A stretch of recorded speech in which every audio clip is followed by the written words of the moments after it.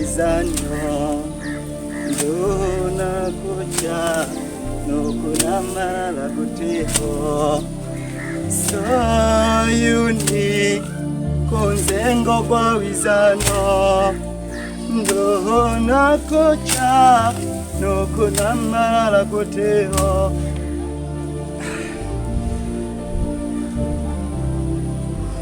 Hivi kweli mimi nimeumbwa kuja kulima tu vibarua kweli? Wakati mwingine unawalimia watu halafu hawakupi hata hela. Lakini siko sawa sawa. Mimi niliumbwa tu kweli nije niishie kweli kulima na jembe tu kweli hapa duniani kweli? Tena afadhali ingekuwa nalima kwenye shamba langu, nalima kwenye mashamba ya watu vibarua kweli nilizaliwa hivi? Amna.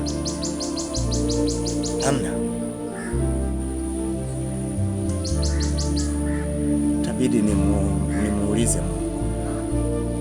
Hivi Mungu, umenituma nije nilime kwenye mashamba ya watu hapa duniani au nifanye kazi gani? Amesema niite nami nitakuitikia, nami nitakuonyesha mambo makubwa na magumu usiyojua. Nahisi kuna mambo makubwa na magumu nisiyojua kuhusu maisha yangu. Hii sio kazi yangu kabisa.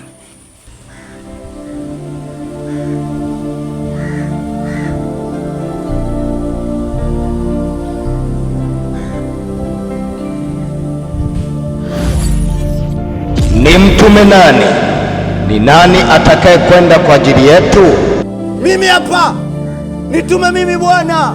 Joshua 1:5. Nenda ukawatoe gerezani wanaoishi maisha yasiyo halisi, yasiyo maisha yangu, maisha ya njaa, maisha ya mateso, maisha ya utumwa.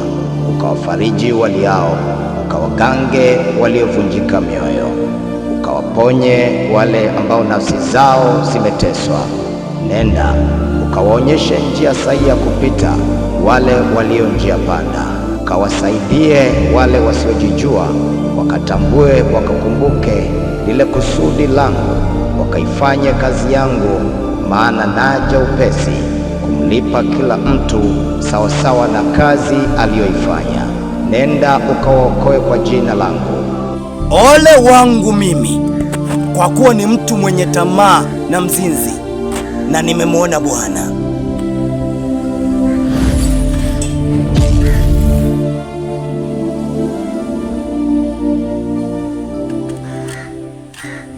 Nitume mimi Bwana.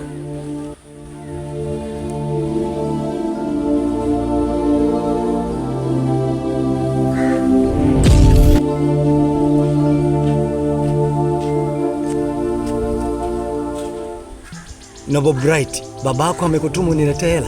Hapana, mimi napita tu. Lakini mbona mnanifanyia hivi? Yaani mbona nafanya tu kazi ya kuchosha sasa? Kule nimelima kwenye mihogo. Nimelima. Babako hajanipa hela. Hapa tena nimekuja kutifuatifua, hajanipa hela. Kwa nini lakini? Noble Bright, Kwa nini? Mbona mnadharau sana? Joshua 1:5. Samaki akitoka majini atahangaika, mwisho atakufa. Kwa nini? Walitoka kwenye nafasi ambayo alikuwa amekaa.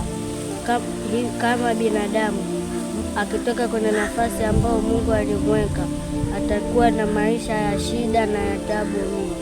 Hivyo tafuta kazi ambayo Mungu amekutuma hapa duniani. Ila kweli. Asante.